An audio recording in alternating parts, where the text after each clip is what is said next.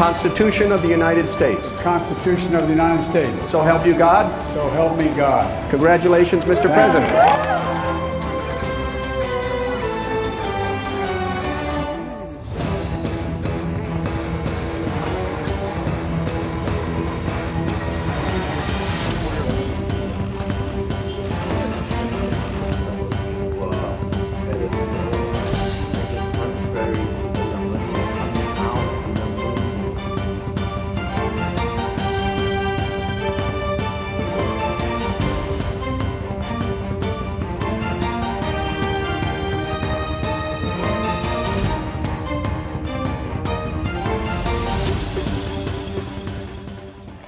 Exactly 1 week ago today, Joe Biden was sworn into office, becoming the 46th president of the United States. While his foreign policy focus for the time being remains on getting America's own house in order, the rest of the world, including those of us here on the Korean Peninsula, are kept wondering what his administration's foreign policy will be like, especially when it comes to dealing with North Korea.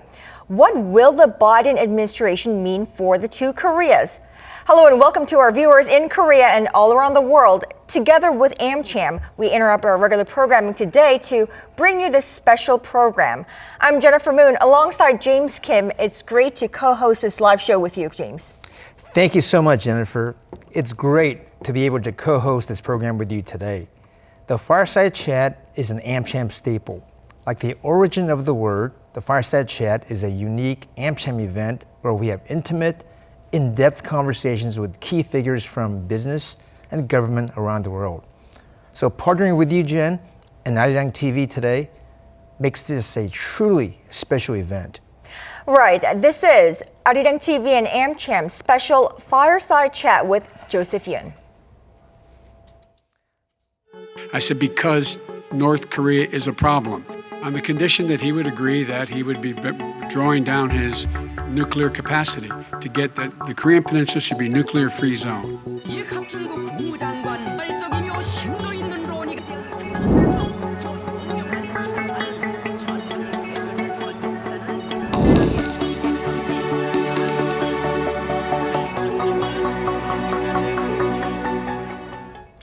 Ambassador Joseph Yoon is former U.S. Special Representative for North Korea policy and one of the leading experts on U.S. relations with North Korea.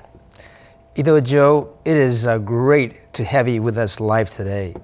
We've had the privilege of inviting you to many AmCham events over the many years, and there's no one we trust more to give us the true insights like today. Thank you very much, James and Jan. It's really good to be with you. As James mentioned, I've talked a lot with business groups there and in Korea. So it's always good to be back with AmCham, and I'm quite honored to be with you with Arirang, Jan. Thank you. Now, Ambassador Yoon, 1 week into office, the Biden administration has made certain foreign policy personnel appointments on Asia, one naming Kirk Campbell as his Asia czar and Sung Kim as the acting assistant secretary at the State Department. What do we expect Kirk Campbell to bring to the role, and what will his priorities be when it comes to the two Koreas? And what about the appointment of Sung Kim? Do we see a certain resolve in North Korea-U.S. talks here? Well, I've known Kurt Campbell for a long time. In fact, for 15 years so, both working in the government and outside the government. In the government, he was really a force, bringing a lot of initiative, a lot of thought and energy into Asian region at the time. And, you may have heard of U.S. policy during the Obama administration called Pivot to Asia. That is, I would say, Kurt Campbell's signature U.S. policy at aiming at the time, of course, to try to compete better with China and bringing others like-minded countries, especially Korea, Japan, India, Australia, into making sure that China behaves according to international rules and laws. So I do expect in his more elevated position, Kurt Campbell, as senior coordinator for Indo-Pacific affairs, he will bring the same type of energy and drive. And so I think he's an excellent appointment. Sung Kim, I've known also for a long time. Of course, he's a fellow Korean American, a fellow American diplomat, and I've worked him both in the region and in Washington. And he has a terrific wealth of experience behind him. Of course, he has been ambassador to South Korea, ambassador to Philippines, and before me, he was also at the same position as I do, which is a special representative for North Korea policy. You know, North Korea is always a very, very hard policy issue to deal with, and I am delighted that both Kurt and Sung Kim will be working on this issue because we rely and I trust their instinct and their experience will be an enormous guiding factor.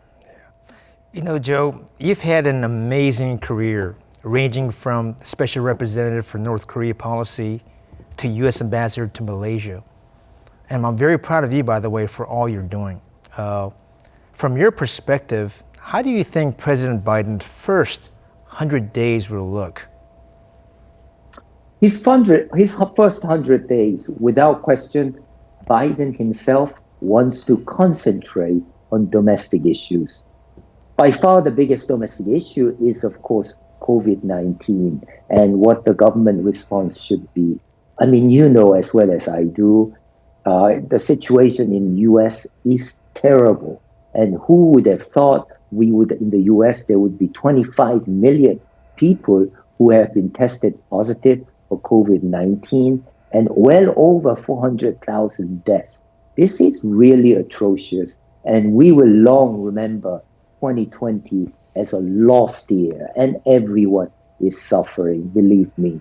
And so his first test is, can he get domestic, especially COVID-19, under control? But of course, you know, it's not always what you aim to do that you end up doing. There are, especially on the foreign affairs, there are crises that happen without any predictability. I remember being in Obama administration when, you know, I worked then for the Secretary Clinton, when initially we were really hit hard by what happened in the Middle East, especially North Africa. And then, of course, in Bush administration, you had 9/11. And this one, so these kind of crises can happen without warning. So while Biden wants to concentrate on relieving from suffering from COVID-19, who knows what kind of other crises are in store for him. Right. So when he does focus on foreign policy, his foreign policy will be very different from that of President Trump's, I believe. What about on North Korea? President Biden, when he was vice president to President Obama, worked with a principle of strategic patience vis-a-vis North Korea. How do you expect President Biden to reshape U.S. policy towards North Korea? So a few days ago, we had a very interesting confirmation hearing by Antony Blinken, who is to become, and I believe maybe today, he was confirmed to become Secretary of State. And he was asked that same question, Jen. That is, how will President Biden approach North Korea?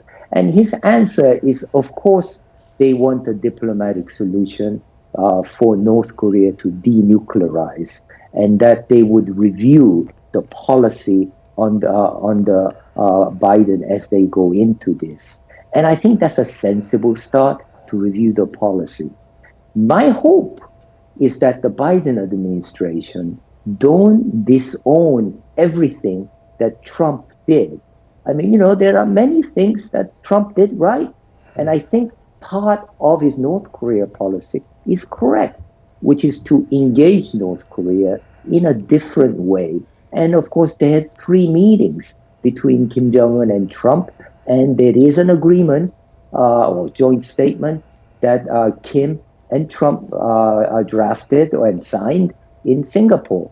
So, you know, Kim Jong-un has made it clear, and that was an interesting aspect of Eighth Party Congress that took place about 10 days ago, that he still valued diplomacy with Trump, the joint statement they made in Singapore, that he valued that. And so that is something that the new Biden administration should consider. How can they use the Singapore joint statement to the benefit?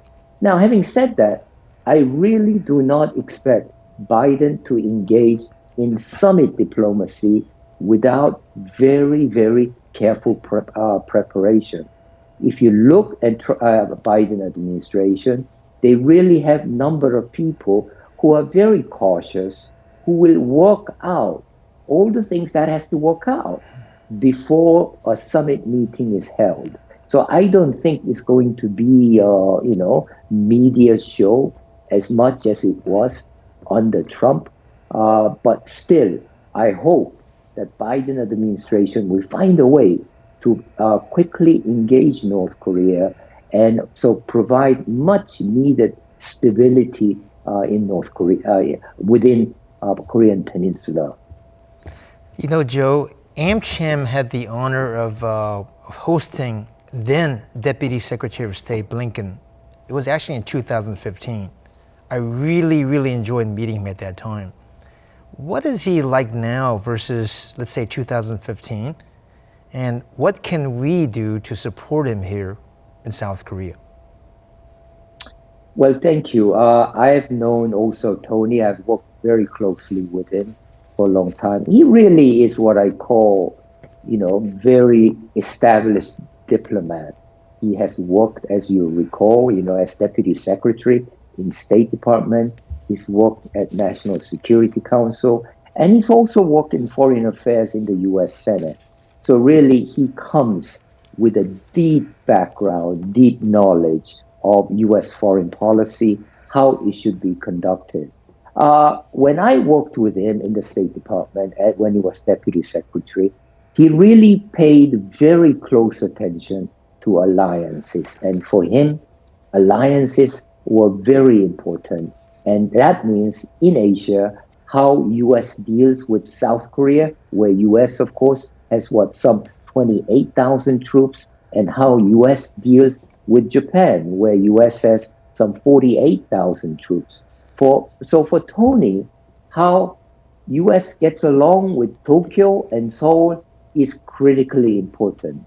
And of course, corollary to that is how South Korea gets along with Japan. So he did a lot of work during Obama administration, trying from the from the backseat to get South Korea and Japan to get along much better. And let's admit it, right now, South Korea and Japan relationship is probably in the poorest state I have seen in my 35 years of doing this kind of work. It needs to improve. Really, I think for the United States, key emphasis will be bringing South Korea and Japan together and then having frequent meetings, including summit trilateral meetings and so on.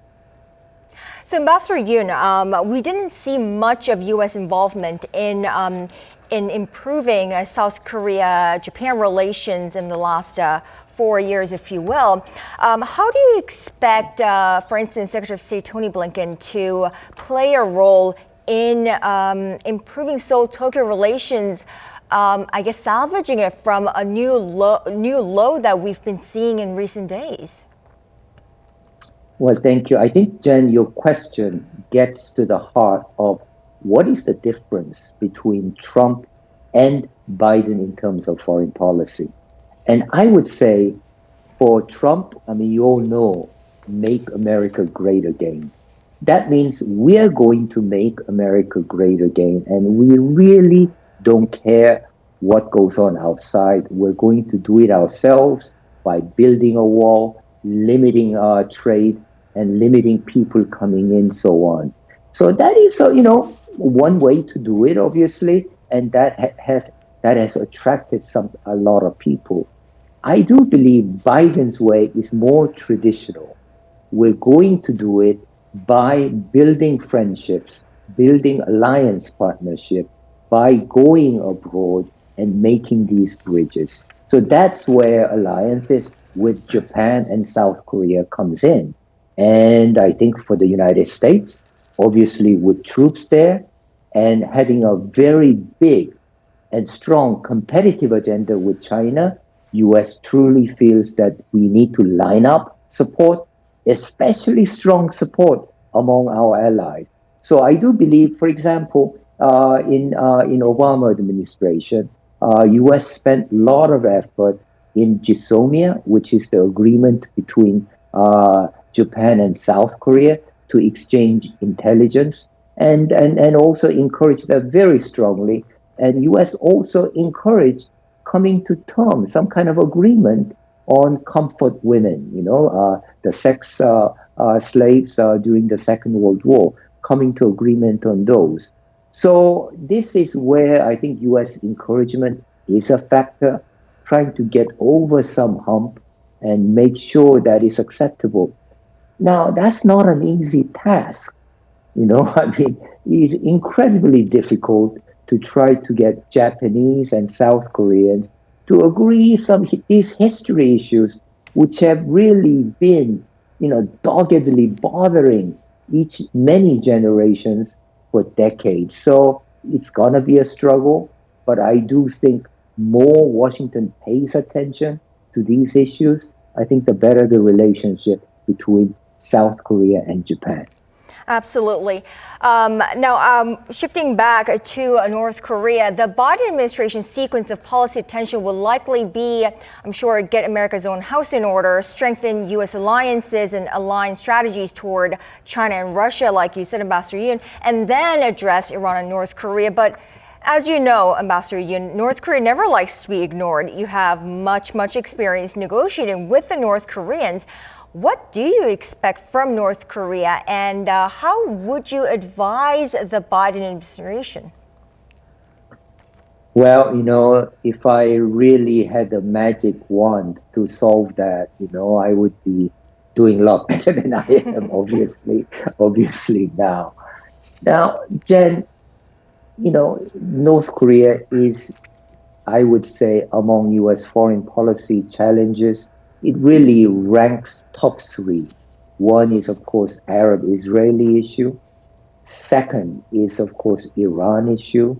And third, I think, is a North Korea issue. It's a problem, if anything, despite what Trump decided to do, has gotten worse. Worse in a sense that North Korea now has more nuclear weapons and more capability, missile capability, than they did 4 years ago when Trump came to power. So, I mean, being a Korean American, I do believe there is a tremendous cultural gap and communications gap between Pyongyang and Washington. I mean, simply put, Washington is simply not used to dealing with North Korea and not used to dealing in their way of communications and not really understanding the mentality. So it is a very difficult conversation with North Korea. And of course, North Koreans don't make that any easier by presenting themselves in the best possible light. And so you can see the frustration, on both sides whenever we have meetings, whenever we have negotiations, because we appear to be so far apart. And the reality is that I do believe with better communication, some things can progress. So, for example, it would be a non-starter for Biden administration to hold on to this whole concept of CVID, which is complete, irreversible, verifiable denuclearization. That's not going to happen. It's not going to happen soon. It's not going to happen in the foreseeable future. So they need to move on to a better model, negotiate what they can, build some level of trust and confidence in each other. And then, once the relationship gets better, you have better communication.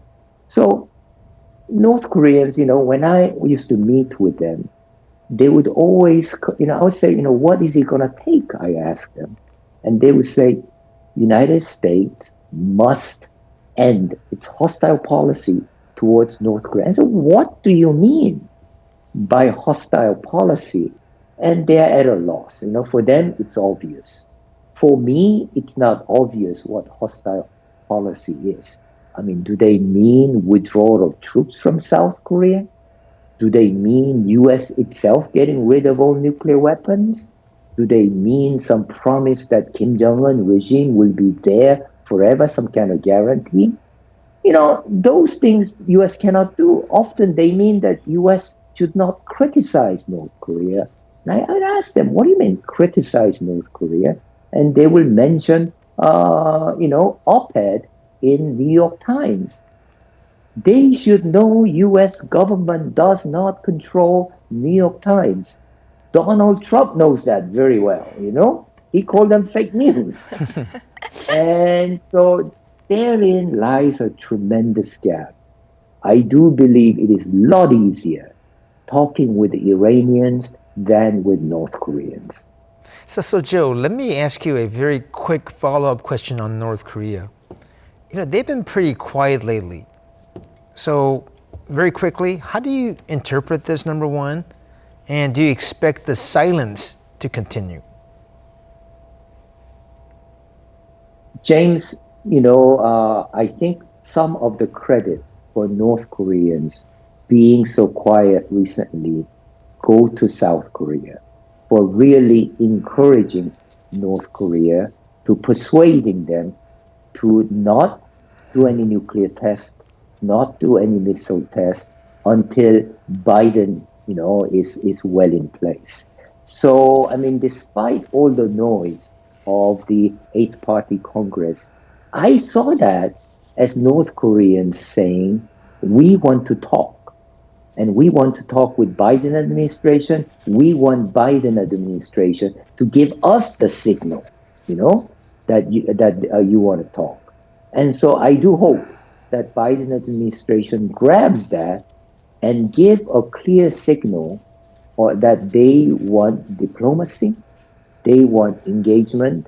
And I think partly because of that, Tony Blinken has been saying that, humanitarian assistance, U.S. can do humanitarian assistance. So, with your second question, how long will they be happy, staying quiet and being ignored? I don't know that, but really longer they are quiet, more room it gives Biden administration pro-engagement folks. Clearly, if North Korea was to do a nuclear test or a long-range missile test, Biden administration will have no choice but to go towards pressure option, sanctions, military drills, and so on, And that's no good. We don't need that. So I do hope that North Korea gives more time to Biden administration, and so that we can have diplomacy and to at least little by little begin to repair damage of past decades. 바이든 행정부하고 우리 한국 정부는 여러모로 이 가치 지향이나 정책 기조에서 유사한 점들이 있고, 또 이른바 이제 코드가 같다고 느껴지는 부분들이 있기 때문에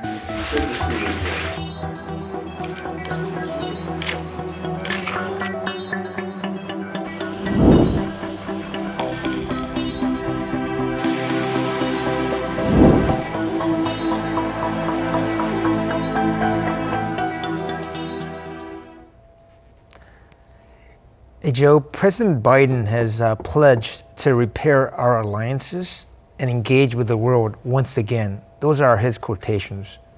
What concrete moves do you expect President Biden to take, and what are the potential implications for Korea? Well, James, I do believe that there are a number of issues outstanding, that Trump has left behind. The most obvious one is burden sharing, SMA, Special Measures Agreement, in which the money paid by South Korean government to U.S. government for the cost of stationing troops in South Korea. Now, the part of Trump's motto is to try to get allies to pay as much as possible. I do believe Biden will move away from that, and I would really look for a quick, early agreement, and this big irritant between Seoul and Washington will go away. The second one, very much related to U.S. troops being here, is of course the transfer of wartime operation control, so-called wartime OPCON transfer. Now, President Moon has made it really his big goal to get that finally accomplished before he leaves office in next year. I think that will be difficult. I think that will be difficult because that goes into the fundamental question of U.S. presence, U.S. command and control issues. So that will be a difficult issue. And I hope, because it was so difficult, remember we were going to do it, during Nomeon era. That was commitment made by Nomeon at the time. And then, of course, President Lee Myung-bak punted it. And then Park Geun-hye also punted it because it is a difficult issue. And I would hope that everyone could accept that this has to be punted again, So that's another one issue. Now, of course, the key issue will be the difference between Biden and Moon on approaching North Korea. And I hope there, again, as Biden has stated many times, he looks forward to working with South Korea. I had the opportunity when Biden was vice president to travel with him in Southeast Asia. So, I got to know him a little bit. And he's a very personable, leader, politician. He wants to make personal connection. So he will definitely want to make personal connection with President Moon, his counterpart here. And of course, that relationship has to get off on the right footing. And then I think they can have a real discussion on their own vision for North Korea. Because, while the end goal is the same, how to get there is slightly different. Mm-hmm. Well, we also know that South Korean President Moon Jae-in is also a big believer of creating personal rapport. So hopefully we'll be able to see that kind of chemistry between the two leaders. President Moon Jae-in recently, Ambassador Yoon, named his former National Security Advisor Chung Eui-yong, who played a bridging role in an unprecedented summit between North Korea and the U.S. in 2018 as a new foreign minister. What kind of a foreign policy team do you expect him to lead, and how compatible do you think Biden's foreign and national security team will be with Moon's team here, particularly in dealing with North Korea? Well, in South Korea, of course, you do have really accomplished diplomats, and Chung Eui-yong is one of them, and he gets full credit and for what he did during the Winter Olympics. Of course, behind him is very consistent policy from President Moon that he wants to engage with North Korea. He wants to reach some results from North Korea, and despite the setbacks, he is going to do that. And so Washington knows that perfectly. You look at team in South Korea led by Chung Eui-yong and Seo-hoon, and they are very much team that is built to engage North Korea. But I do hope that they need to understand from the U.S. point of view that some of the early things that South Korea government has talked about, such as peace declaration, and it's a little bit difficult for Washington because they do see that there has to be some give and take. What do I mean by give and take?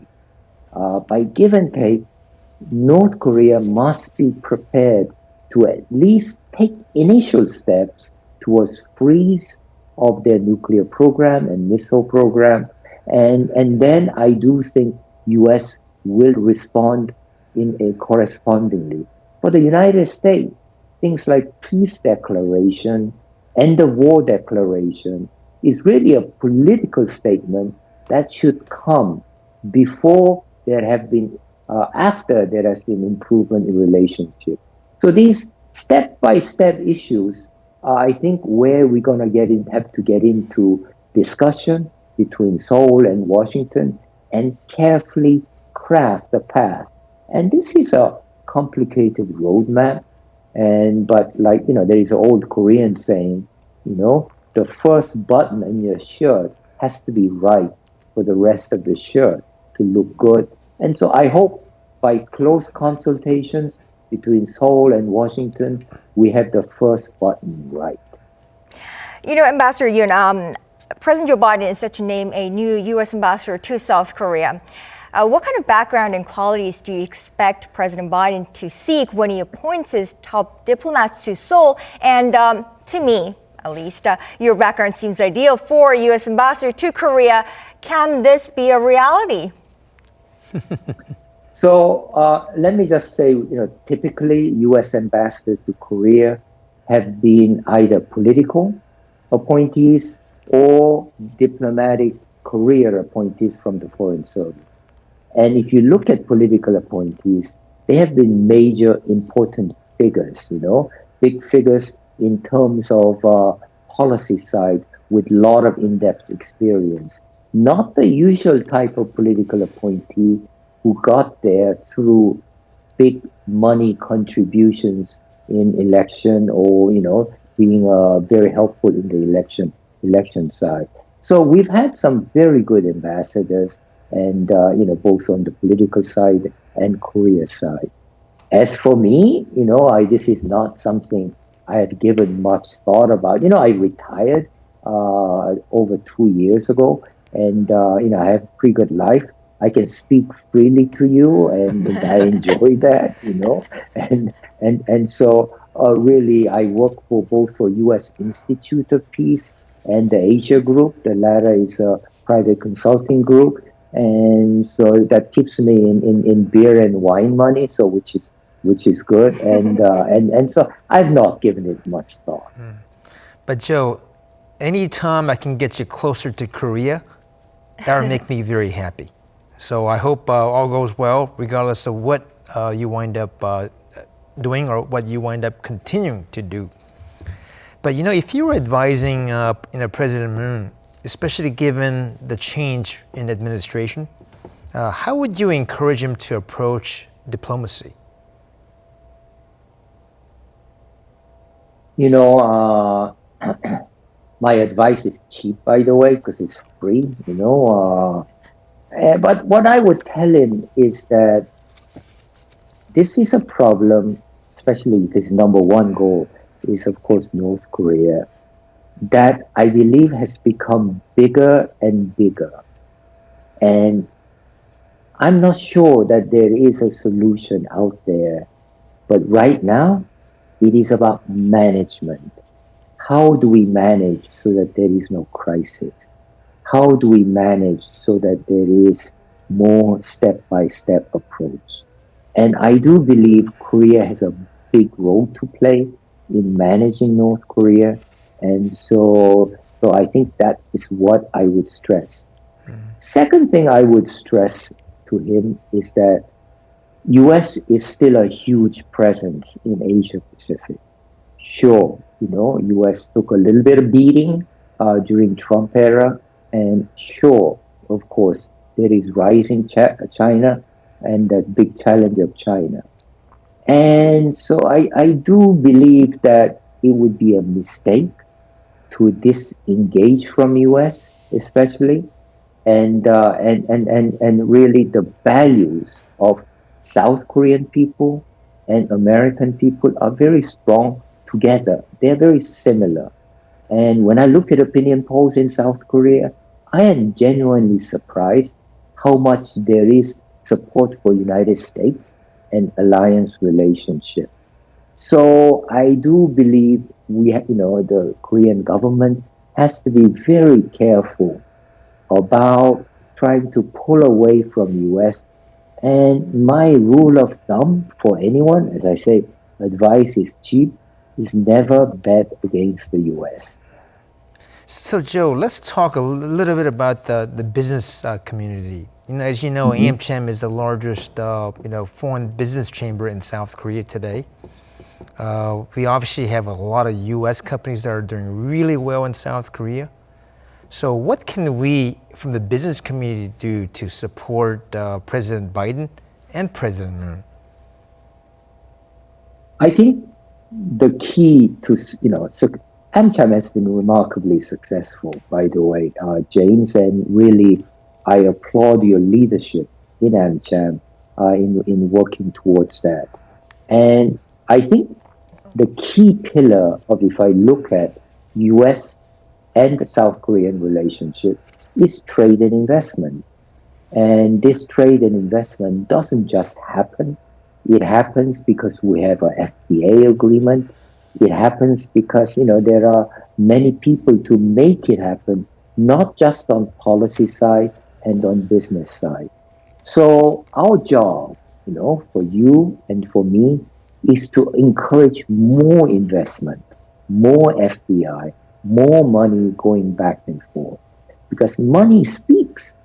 And for the policymakers, it is critically important. This pillar is critically important that there is so much at stake. So I would like to see more growth in trade and investment. And U.S. is a good market. U.S. is a good market, and many companies have made very good investments here. Just last year, I went to a major opening of Lotte petrochemical complex down in Louisiana, and that was a $3 billion investment. And so I really want to encourage South Koreans to invest more, and there are of course a lot of Korean Americans here, and so I do believe, and then I want to encourage American companies to invest in South Korea, and that's the way the relationship becomes stronger still. Right. Ambassador Yoon, as noted by President Moon during his New Year's press conference, there's a lot of overlap between the agendas of the Moon and Biden administrations. The South Korean president mentioned public health, security, the economy, and climate change as areas of bilateral cooperations. What do you think will be the most productive areas? I do, and this depends, from the Korean point of view or U.S. point of view. From U.S. purely policy point of view, I think Americans want to see Korea play a bigger regional role, bigger role in the region in terms of, say, pandemics is certainly one, climate change is other, but even on sensitive issues like South China Sea, where China has been making bigger and bigger claims. And then, of course, in values, a Biden administration takes values seriously, which means, issues like democracy, human rights, labor issues. So these are issues that U.S. and South Korea have very close, similar outlook. And so we would hope, certainly that's the American hope, that we can build a relationship that represents U.S.-South Korean alliance in the region that is more than China, that is more than North Korea, but it is about South Korea playing a real role in global issues. Joe, on more of a personal note, you're one of only a handful of Korean Americans who became U.S. ambassador. You also mentioned Sung Kim, who remains a very close friend of mine. As a Korean American, what does it mean for you to be a U.S. ambassador? I joined the State Department in 1985, and in my entering class, there were, 45 people in my entering class.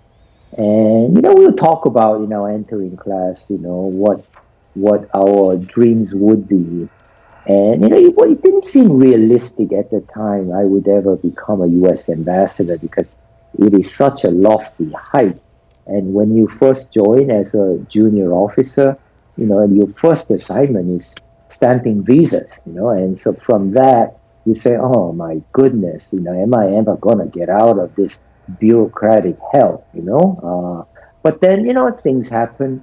And so I've been, fortunate to become a U.S. ambassador. It means a lot. It obviously means a lot because when I was U.S. ambassador in Malaysia, you are U.S. representative in Malaysia. You are the president's choice to be in Malaysia. And every American government workers in Malaysia report to you. It's almost like a little kingdom, and so there is a huge degree of responsibility associated with it. So it means a lot. I mean, I would very much encourage, and we do have, when I joined the State Department in 1985, there were 2 other Korean Americans in the Foreign Service. They were obviously more senior than me. But now, by my count, we probably have 60, 70 Korean Americans in the Foreign Service. You mentioned Sung Kim, obviously, very successful. And I have another friend, Yuri Kim, who is now U.S. ambassador to Albania. She's very smart, and we all 3 of us work together. And so it's a small club, but becoming bigger and bigger. So I really do want to encourage Korean Americans to seek public service positions, and especially federal government positions, and because it can be rewarding, and for us to work on behalf of the United States, it's a real honor. He's one of the better prepared for this job. No one's better prepared, in my view. I want to say to you, America is back. In the years that I've worked in government,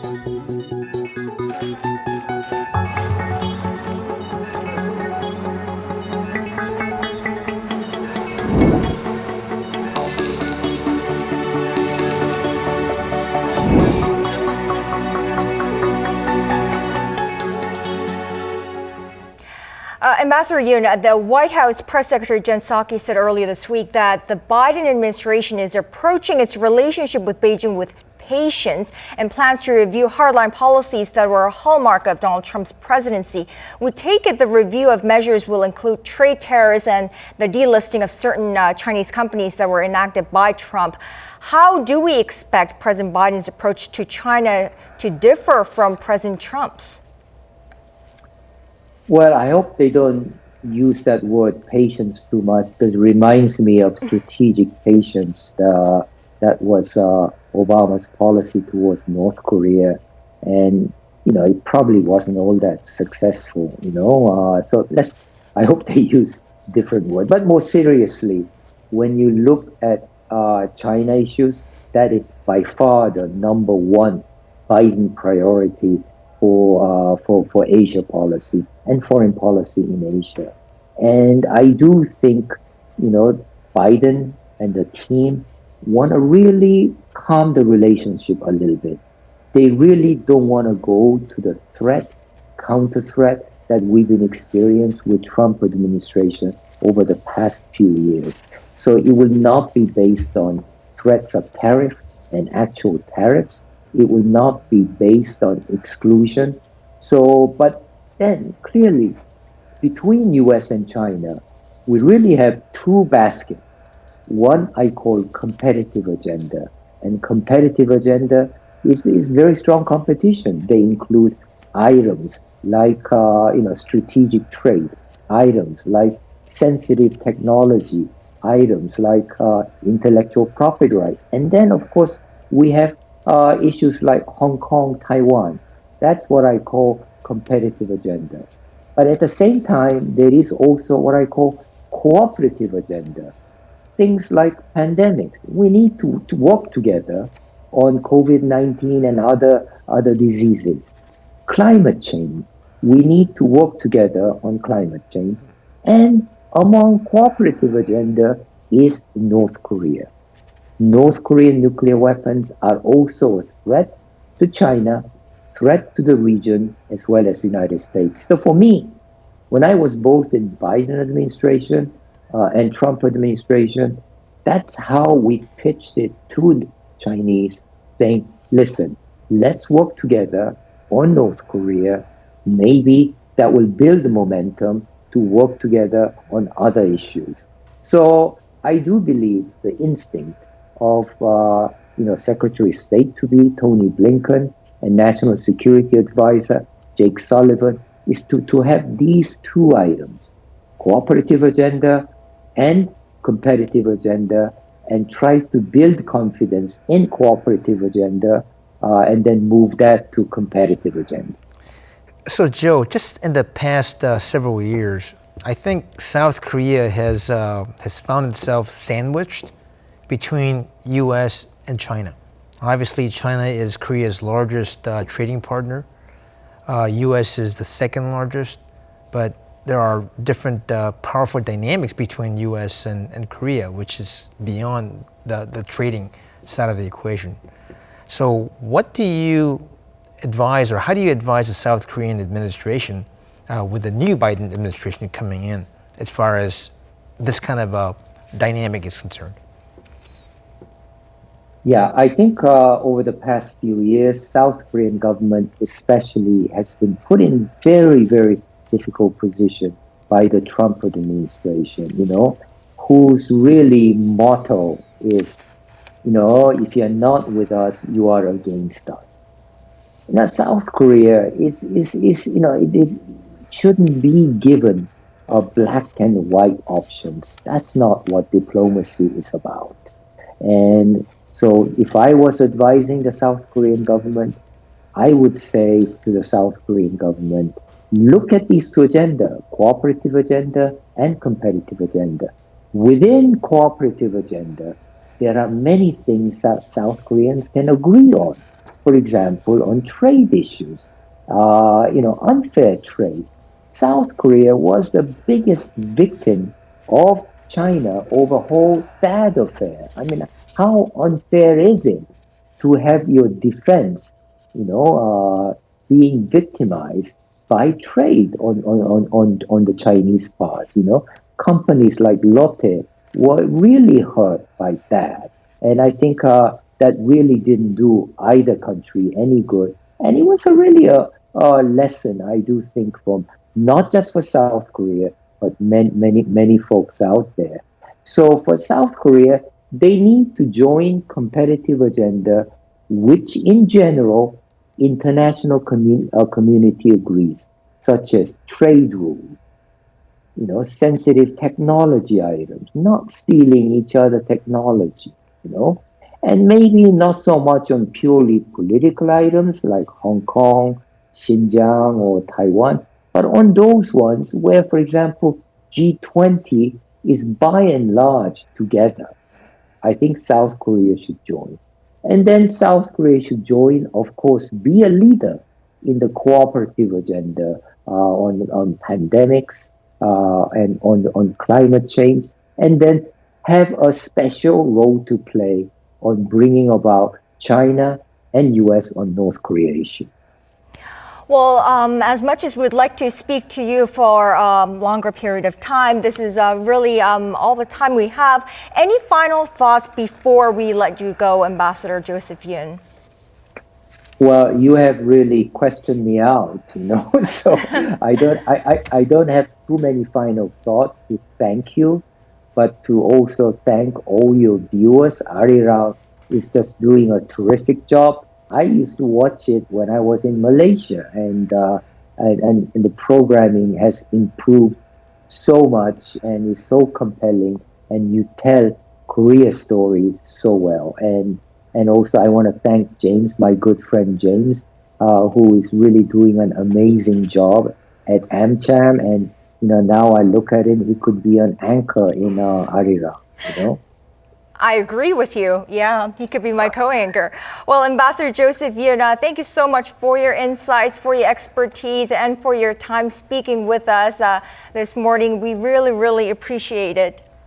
And this wraps up our live special Fireside Chat with Joseph Yun, brought to you together with AmCham as we welcome the new Biden-Harris administration in the United States. It was wonderful working with AmCham and co-hosting the show with you, James. Thank you very much.